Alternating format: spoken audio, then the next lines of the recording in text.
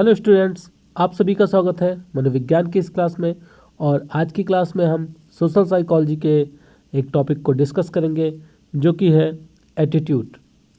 इस क्लास में हम यह देखेंगे कि मनोवृत्ति क्या होती है, मनोवृत्ति की परिभाषाएं क्या हैं और कैसे मनोवृत्ति का निर्माण होता है और उसका विकास होता है। आज की क्लास के बाद फिर हम नेक्स्ट क्लास में मनोवृत्ति से रिलेटेड को लेकर आएंगे और उसमें हम मनोवृत्ति को मापने का प्रयास करेंगे। तो स्टार्ट करते हैं आज की क्लास। आप सभी में से बहुत से लोगों ने आज से पहले भी एटीट्यूड वर्ड का यूज़ किया होगा, कहीं ना कहीं अपने डेली लाइफ में एटीट्यूड वर्ड को यूज़ किया होगा। लेकिन जो एटीट्यूड वर्ड हम डेली लाइफ में यूज़ करते हैं वो उसका जो सेंस निकल के आता है वो कहीं ना कहीं एक नेगेटिव सेंस निकल के आता है, क्योंकि जब भी आपने इसको यूज़ किया होगा तो एक आपके मन में उस टाइम पे एक नेगेटिविटी रही होगी कि आप किसी फ्रेंड के बारे में यूज़ कर रहे हैं कि अरे यार वो फ्रेंड है, वो उसके अंदर बहुत एटीट्यूड है, या जो एक क्रिकेटर है उसके अंदर बहुत ज़्यादा एटीट्यूड है, वो बहुत एटीट्यूड दिखाता है। तो ये सब क्या है, ये एक तरीके के निगेटिव सेंस निकल के आ रहे हैं। जबकि एटीट्यूड केवल निगेटिव ही नहीं होता है, और निगेटिव भी हो सकता है और पॉजिटिव भी हो सकता है, दोनों तरीके से हो सकता है। इसको अगर हम समाजशास्त्र या मनोविज्ञान की भाषा में समझने की कोशिश करें तो एटीट्यूड हमारे मन का एक भाव होता है। जैसे इसकी जो हिंदी मीनिंग है वह है मनोवृत्ति, और अगर हम इसको थोड़ा सा और इजी लैंग्वेज में बोलने की कोशिश करें तो इसे कह सकते हैं कि एक प्रकार की मनोदशा है। एटीट्यूड क्या है, हमारी मनोदशा होती है, और इसके द्वारा व्यक्ति किसी दूसरे व्यक्ति के प्रति या किसी घटना के प्रति या किसी वस्तु के प्रति अपने अंदर के जो मनोभाव रहते हैं उसको एक्सप्रेस करने की कोशिश करता है या एक्सप्रेस करता है। जैसे यहाँ पर आप देखें तो यहाँ पर बताया जा रहा है कि मनोवृत्ति एक ऐसा शब्द है जिसका प्रयोग हम दिन प्रतिदिन की ज़िंदगी में हमेशा करते हैं। साधारण अर्थ में मनोवृत्ति व्यक्ति के मन की एक विशिष्ट दशा होती है। जैसे कि अभी हमने देखा ना कि एक मनोदशा, तो विशिष्ट दशा जिसे हम मनोदशा भी कह सकते हैं, विशिष्ट दशा होती है जिसके द्वारा वह समाज की विभिन्न परिस्थितियों, वस्तुओं और उसके साथ साथ समाज में रह रहे व्यक्तियों के बारे में अपने अंदर के जो विचार होते हैं और अपने अंदर के जो मनोभाव होते हैं उनको प्रकट करता है। किसके द्वारा? अपने एटीट्यूड के द्वारा। एटीट्यूड एक ब्रॉड टर्म है, एक बहुत ही व्यापक शब्द है, और इसीलिए समाज मनोवैज्ञानिकों ने इसको अलग अलग पर्सपेक्टिव से परिभाषित करने की कोशिश की। जैसे कुछ समाज मनोवैज्ञानिकों ने इसे एक विमीय दृष्टिकोण, जिसे हम वन डायमेंशनल अप्रोच कहते हैं, उसके द्वारा परिभाषित करने की कोशिश की। इसके साथ साथ कुछ अन्य मनोवैज्ञानिकों ने टू डायमेंशनल अप्रोच के द्वारा परिभाषित करने का प्रयास किया। साथ साथ कुछ अन्य मनोवैज्ञानिकों ने भी इसे थ्री डायमेंशनल अप्रोच के रूप में परिभाषित करने का प्रयास किया। तो यहाँ पर हम तीनों डायमेंशन को देखते हैं। सबसे पहले बात करते हैं वन डायमेंशनल अप्रोच के बारे में, कि जो वन डायमेंशनल अप्रोच है उसके द्वारा मनोवृत्ति की परिभाषा क्या हो सकती है। तो जो वन डायमेंशनल अप्रोच है उसमें जो समाज मनोवैज्ञानिक हैं उन्होंने इसको एक इवेल्युएटिव एस्पेक्ट के रूप में परिभाषित किया, मतलब एक मूल्यांकन पक्ष के रूप में इसे परिभाषित करने का प्रयास किया। इन्होंने बताया कि एक व्यक्ति अपने समाज से, अपने आसपास से, अपने परिवार से जो भी चीज़ें सीखता है, जो उसकी प्रवृत्ति होती है, जो उसकी टेंडेंसी बनती है, उन सभी के आधार पर वह अन्य लोगों का, अन्य परिस्थितियों का या समाज में किसी वस्तु का मूल्यांकन करता है। और वह मूल्यांकन पॉजिटिव भी हो सकता है और निगेटिव भी हो सकता है। थोड़ा सा इसको समझने की कोशिश करें कि जिस फैमिली में आप रह रहे हैं या जिस सोसाइटी में आप रह रहे हैं या जिस कंट्री में आप रह रहे हैं, सभी से आपने बहुत कुछ सीखा होता है, अपने परिवार से, अपने समाज से, अपने देश से आपने बहुत कुछ सीखा है। और जब भी आप किसी दूसरे व्यक्ति का मूल्यांकन करते हैं या किसी परिस्थिति का मूल्यांकन करते हैं या किसी वस्तु का मूल्यांकन करते हैं, तो जो भी चीज़ें आज तक आपने सीखी हैं उन सभी का असर आपके मूल्यांकन पर पड़ता है। जैसा कि यहाँ पर अगर हम एक डेफिनेशन को देखें तो फिशवीन और ऑजन ने बताया कि किसी वस्तु के प्रति संगत रूप से अनुकूल या प्रतिकूल, मतलब पॉजिटिव या निगेटिव ढंग से अनुक्रिया की पूर्व अर्जित प्रवृत्ति को मनोवृत्ति कहा जाता है। इसको समझे थोड़ा सा कि कोई भी वस्तु है या कोई परिस्थिति है, कोई व्यक्ति है, उसके प्रति जो आपकी अनुकूल या प्रतिकूल अनुक्रिया है वह किस पे डिपेंड करती है? वह इस चीज़ पर डिपेंड करती है कि आज तक आपने जो भी सीखा है, जो भी अर्जित किया है अपने समाज से, अपने परिवार से, उन चीज़ों पर डिपेंड करती है कि आप उस व्यक्ति के प्रति या आप उस वस्तु के प्रति या आप उस घटना के प्रति कैसा व्यवहार करेंगे। आपका व्यवहार उसके प्रति अनुकूल होगा या प्रतिकूल होगा। तो आई थिंक अब आपको क्लियर हो गया होगा कि एटीट्यूड है क्या according to one dimensional theory. तो अब हम बात करते हैं दूसरे अप्रोच के बारे में, जो कि है टू डायमेंशनल अप्रोच। पहले में सिर्फ एक डायमेंशन के द्वारा मनोवृत्ति को परिभाषित करने का प्रयास किया गया और यहाँ पर अब दो डायमेंशन का यूज़ करके मनोवृत्ति को परिभाषित करने का प्रयास किया गया है। वो दो डायमेंशन कौन से हैं? एक है कॉग्निटिव एस्पेक्ट या कॉग्निटिव कंपोनेंट और दूसरा है अफेक्टिव कंपोनेंट या भावात्मक संघटक या भावात्मक पक्ष भी कह सकते हैं।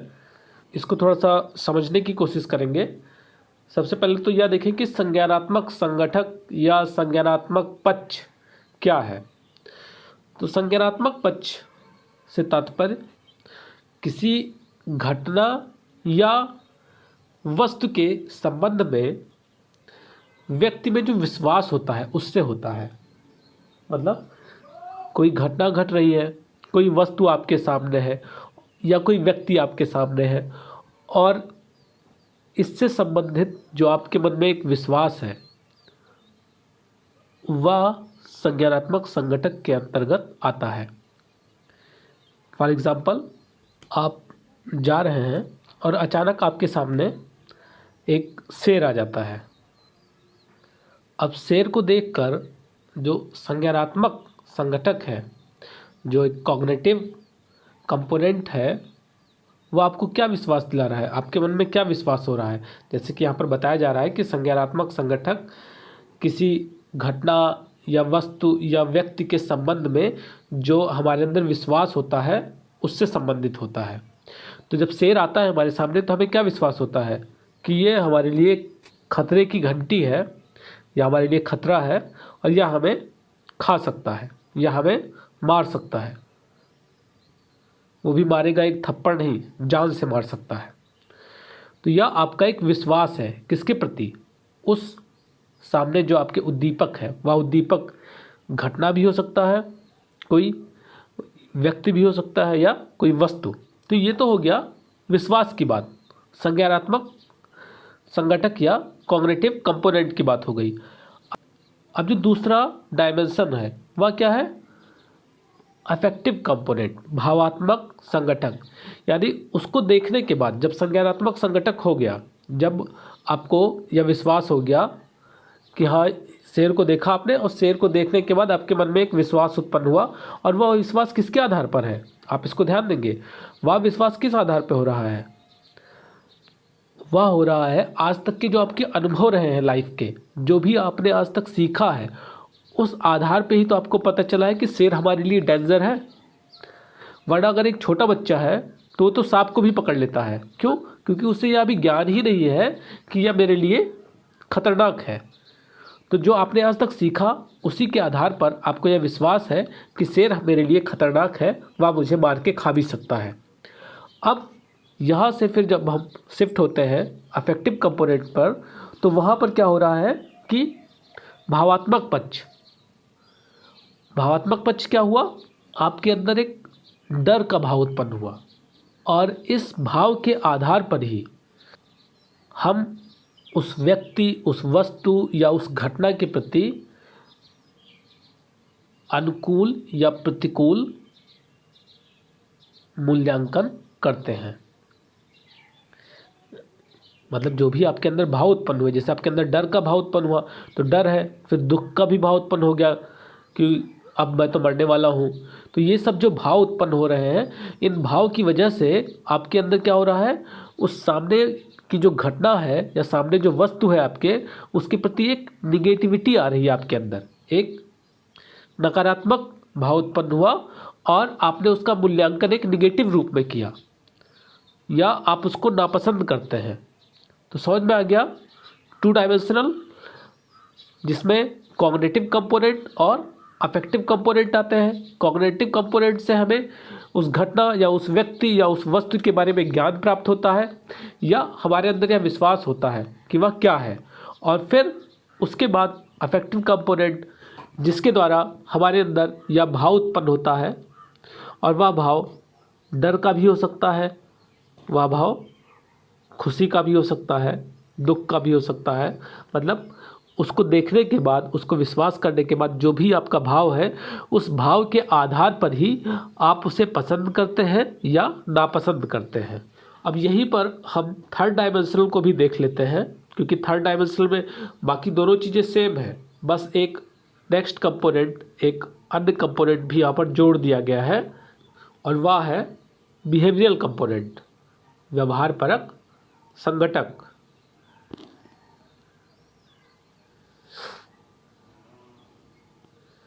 अब व्यवहार परक संघटक क्या है कि जैसे आपने शेर को देखा तो आपको यह विश्वास हुआ, कॉग्निटिव कंपोनेंट ने यह विश्वास दिलाया कि हाँ ये शेर है, खतरनाक है, खा जाएगा। आपके अंदर एक दुख का भाव, एक डर का भाव उत्पन्न हुआ कि अब तो ज़िंदगी समाप्त है मेरी। देन अब यहाँ पर कुछ अन्य मनोवैज्ञानिकों ने जो एक अन्य कंपोनेंट को जोड़ा, वो था बिहेवियरल कंपोनेंट। बिहेवियरल कंपोनेंट में क्या हो रहा है कि आप कुछ व्यवहार कर रहे हैं वहाँ पर, और व्यवहार क्या कर रहे हैं, आप वहाँ से भागने की कोशिश कर रहे हैं कि मैं किसी तरीके से भाग के यहाँ से इससे बच जाऊँ। तो तीनों चीज़ें हो गई ना, कॉग्निटिव, फिर अफेक्टिव, और तीसरा लास्ट में एक अन्य जुड़ गया, वो है बिहेवियरल, व्यवहार परक। और इसीलिए समाज मनोवैज्ञानिकों ने इसे एटीट्यूड का ABC मॉडल कहा। A means affective component, B behavioural, और C कॉग्निटिव। अब हम बात करते हैं कि मनोवृत्ति का विकास और उसका निर्माण कैसे होता है। Development and formation of attitude. Attitude क्या है ये तो आपको समझ में आ गया, और इसका निर्माण कैसे होता है या भी काफ़ी कुछ आपको अब तक हिंट मिल चुका होगा, क्योंकि जैसा कि मैंने बताया कि जो भी हमारे एक्सपीरियंस होते हैं, जो भी हम अपने आसपास से, अपने परिवार से, सोसाइटी से जो भी चीज़ें हम सीखते हैं, उसी के आधार पर हमारा एटीट्यूड बनता है या उसी के आधार पर एटीट्यूड का निर्माण होता है।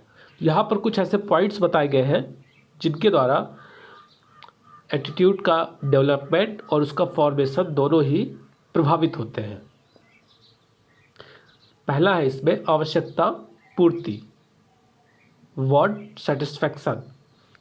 अब इसको आप वैसे ही समझ सकते हैं कि जिस व्यक्ति से या किसी वस्तु से या किसी परिस्थिति से आपकी अगर आवश्यकताओं की पूर्ति होती है तो आपका उसके प्रति एक पॉजिटिव एटीट्यूड रहता है। आपकी जो मनोवृत्ति रहती है, जो मनोदशा रहती है, उसके प्रति एक पॉजिटिव रूप में रहती है। चाहे आपके फ्रेंड्स हो या आपके पेरेंट्स हो, क्योंकि इन सभी से आपकी आवश्यकताओं की पूर्ति हो रही है, तो आप मैक्सिमम टाइम उनके प्रति एक पॉजिटिव एटीट्यूड ही रखते हैं। सेकेंड पॉइंट देखें तो यहाँ पर जो दी गई सूचनाएं हैं, जो गिवन इन्फॉर्मेशन है, उसके आधार पर भी एटीट्यूड का निर्माण होता है या एटीट्यूड का जो डेवलपमेंट है वो प्रभावित होता है। जैसे अगर आपके पेरेंट्स, आपके क्लोज रिलेटिव्स या आपका कोई क्लोज फ्रेंड किसी दूसरे व्यक्ति के बारे में या किसी वस्तु के बारे में या किसी परिस्थिति के बारे में आपको अच्छी अच्छी बातें बताता है, तो क्योंकि आप अपने फ्रेंड पर विश्वास कर रहे हैं या आप अपने पेरेंट्स पे विश्वास करते हैं, आपको पता है कि वो मुझे अच्छी बातें ही बताएंगे या जो सही चीज़ है वही बताएंगे, तो आप उनकी बातों को विश्वास करेंगे और फिर आपका भी जो सोचने का तरीका है उस व्यक्ति के प्रति या उस घटना के प्रति वह उन्हीं के अनुसार डिसाइड हो जाएगा। मतलब जैसा वो सोचते हैं, जैसा उन्होंने इन्फॉर्मेशन दिया आपको, उसी के आधार पर आपकी मनोवृत्ति का निर्माण हो जाता है। नेक्स्ट है सामाजिक सीखना या सोशल लर्निंग। अब सोशल लर्निंग में मुख्य रूप से 3 चीज़ें आती हैं, 3 ऐसे सिद्धांत आते हैं जिनके द्वारा हम यह जानते हैं कि कैसे एक व्यक्ति समाज में रहते हुए मनोवृत्ति को सीखता है, अर्जित करता है। उसमें क्लासिकल कंडीशनिंग, इंस्ट्रूमेंटल कंडीशनिंग और ऑब्जर्वेशन लर्निंग, ये तीनों सिद्धांत आते हैं और इन तीनों से रिलेटेड वीडियोस आपको लर्निंग के चैप्टर में मिल जाएंगे। आप प्लेलिस्ट में जाएंगे, जनरल साइकोलॉजी में आप देखेंगे तो वहाँ पर इन तीनों से रिलेटेड आपको वीडियोस मिल जाएंगे। नेक्स्ट है ग्रुप एफिलिएशन या समूह बंधन। इसमें यह बताया जा रहा है कि जब कोई व्यक्ति किसी समूह से जुड़ जाता है या किसी ग्रुप से जब जुड़ जाता है वह, तब उसके विचारों और उसकी भावनाओं पर, उसके मनोवृत्ति पर उस ग्रुप का भी प्रभाव पड़ता है और वह उस ग्रुप के जो वैल्यूज़ होते हैं, जो मूल्य होते हैं, जो मानक होते हैं, उस ग्रुप के जो विश्वास होते हैं और जो उस ग्रुप के जो कल्चर होता है, जो तौर तरीके होते हैं, उन सभी को वह एक्सेप्ट करता है। जैसे फॉर एग्जांपल कि आप सभी किसी न किसी रिलीजन से जुड़े हुए हैं, किसी न किसी धर्म से जुड़े हुए हैं और आप उस धर्म, अगर हम धर्म को एक ग्रुप माने, एक समूह माने, बहुत ही बड़ा सा समूह, तो आप उस समूह के एक सदस्य बन चुके हैं और उस सदस्य बनने के साथ साथ आपने उस समूह के जो मानक है, उस समूह के जो रीति रिवाज है, उस समूह की जो मान्यताएं हैं, विश्वास है, उन सभी को आपने एक्सेप्ट कर लिया है और इस तरह से उस व्यक्ति में नए मूल्यों, नए मानदंडों और नए मानकों के अनुसार मनोवृत्ति का विकास होता है।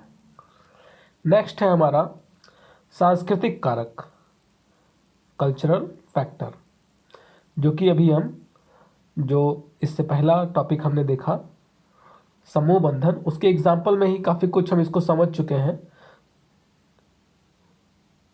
जैसे जिस भी संस्कृति से हम जुड़े होते हैं, उस संस्कृति की जो मानक होते हैं, जो रीति रिवाज होते हैं, जो परंपराएं होती हैं, जो संस्कृति के धर्म होते हैं, हम उनसे प्रभावित होते हैं और उनको एक्सेप्ट करते हैं और इसके फलस्वरूप उसका प्रभाव हमारी मनोवृत्ति पर भी पड़ता है। नेक्स्ट है हमारा व्यक्तित्व कारक, पर्सनालिटी फैक्टर। मनोवृत्ति के निर्माण एवं विकास में व्यक्तित्वशील गुणों का भी काफ़ी अधिक प्रभाव पड़ता है, क्योंकि जिस भी चीज़ में हमारा इंटरेस्ट होता है, अगर हमारा किसी फील्ड में इंटरेस्ट है तो हम उस फील्ड से रिलेटेड जो भी चीज़ें रहती हैं उनको बड़ी जल्दी सीख जाते हैं और कहीं ना कहीं जो हमारा एटीट्यूड होता है, जो हमारी मनोवृत्ति होती है, वह उसके प्रति काफ़ी पॉजिटिव होती है, क्योंकि हमें वो चीज़ पसंद है और जो चीज़ हमें पसंद है उसके प्रति हमारा जो मनोवृत्ति होता है वो कैसा होगा, वो एक पॉजिटिव वे में होगा। तो इस प्रकार यह क्लास यहीं पर समाप्त होती है और नेक्स्ट क्लास में हम बात करेंगे एटीट्यूड स्केल के बारे में कि कैसे हम एटीट्यूड को मेज़र कर सकते हैं। तो आज की क्लास में इतना ही। धन्यवाद।